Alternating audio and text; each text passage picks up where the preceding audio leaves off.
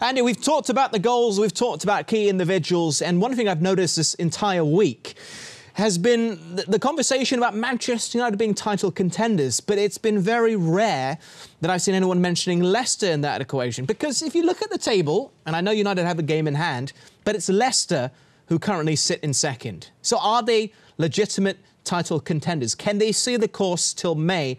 Because last year, after spending 350 days in the top four, they dropped out on the final day. What's going to happen?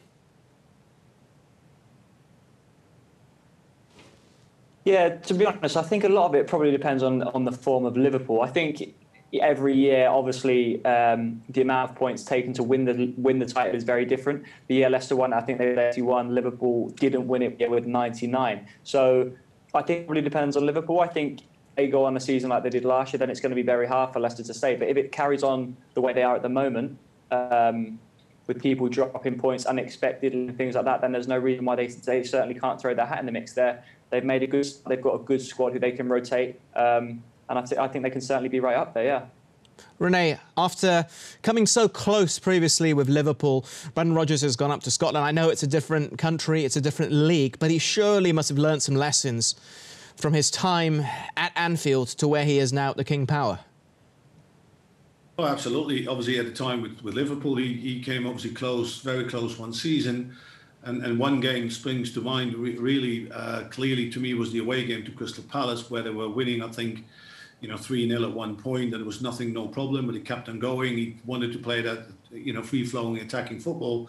And then Crystal Palace pulled one goal back, and rather than sort of, saying to everybody, let's just close it down a little bit and wait a little bit how it goes, rather than going for the fourth and the fifth goal.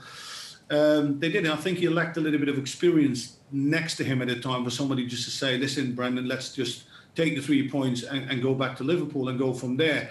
That's one of the lessons I'm sure he's learned. Obviously, with Celtic going up there, there's obviously the pressure of having to win the league every year and the cup itself, plus the fact to do well in the Champions League.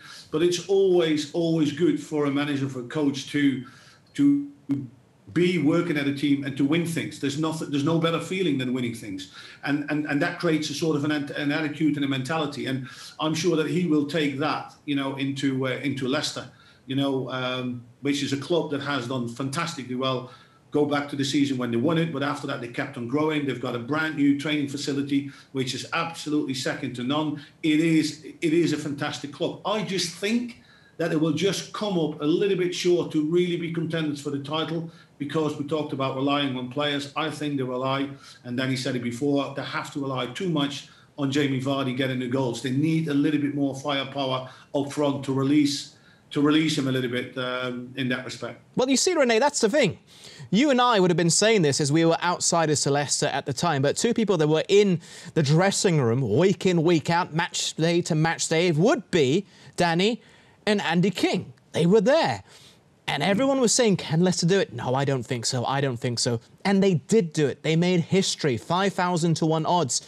So, Danny, what are you saying now from having been part of that Leicester winning side to where they are now? And I know it's still relatively early in the season, about slightly over a third of the way through, but can they? I mean, are they second favourites for you for the title? Are United bigger favourites? Tottenham, Chelsea, Southampton?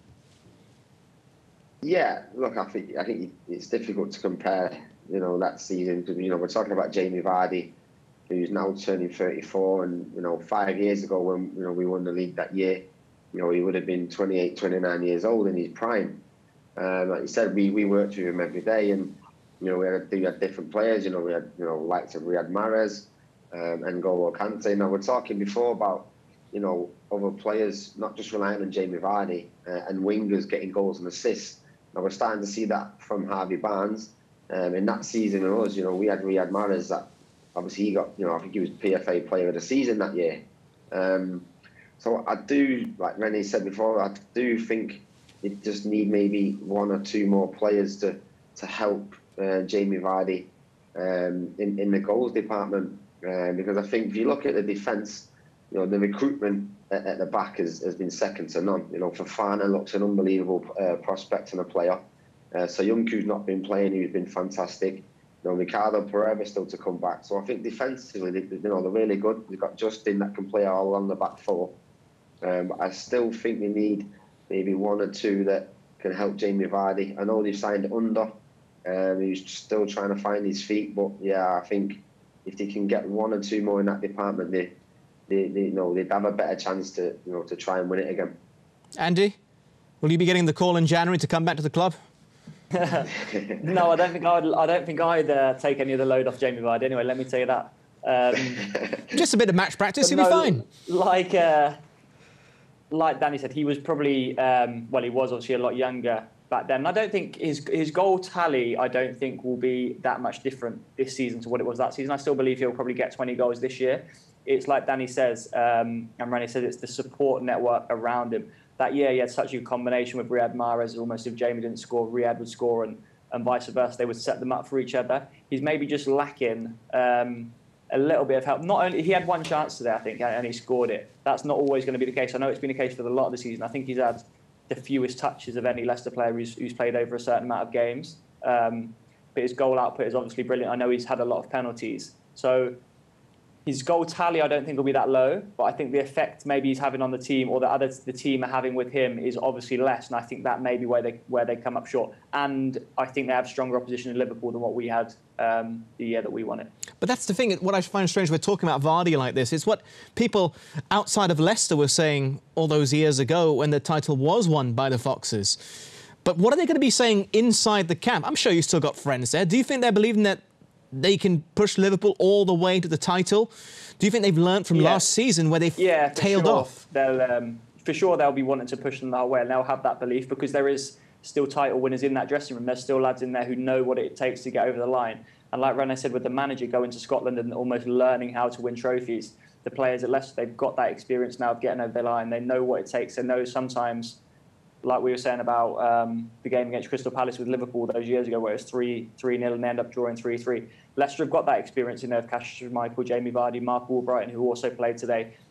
I think the 2015-16 season, we won 6 games in a row, 1-0. So they're going to need to do something like that at some point. They can't play this beautiful football and score all these goals every game. It's sometimes going to take the nitty-gritty performances, which, to be fair, they've not really done as well this year. If you look at the Fulham game they lost, the Villa game they lost, their games, which really, if you want to be winning the league, you have to be picking up points in those.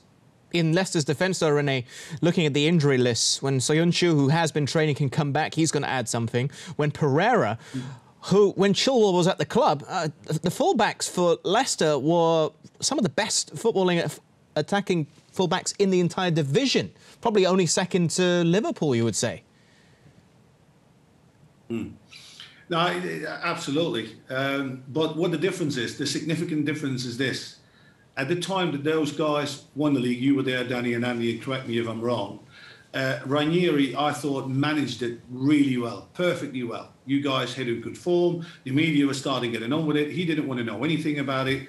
But without that, you guys sort of playing really well. You started to sort of create that band of brothers. Everybody knew that role. Everybody perfectly did their role, from defence to midfield to forward. And then you started to win the 1-0 games, as you said, but you started to win the big games. When you went away to City, everybody said, this is it, this is where it comes to an halt.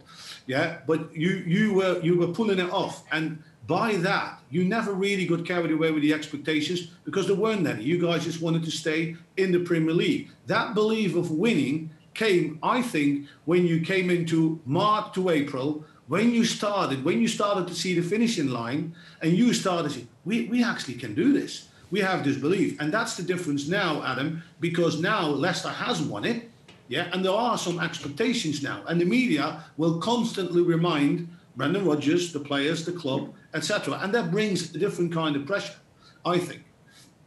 Or maybe it could have fallen under Nigel Pearson, keeping the team up. That fantastic run where the season prior you got promoted but almost got relegated, in which case there would be no Leicester fairy tale story of winning the league, Danny. Yeah, and I think you've got to give a lot of credit to Nigel. Andy spent a lot more time there with Nigel than me. And what Nigel built and created over them few years, you know, as a squad was, like Rennie mentioned, was that belief and that band of brothers. And I think that also came from, you know, surviving relegation that season. And you know, we carried that into the next season. But then, and obviously adding Claudio into the mix, like Renee mentioned, he took all the pressure, the way he handled the media, and he just left us to it in our own little bubble. And there was all the noise that was outside. You know, we wasn't listening to it. We were just in our own little bubble, you know, with each other, and letting Claudio deal with the media and deal with all the stuff that was being said.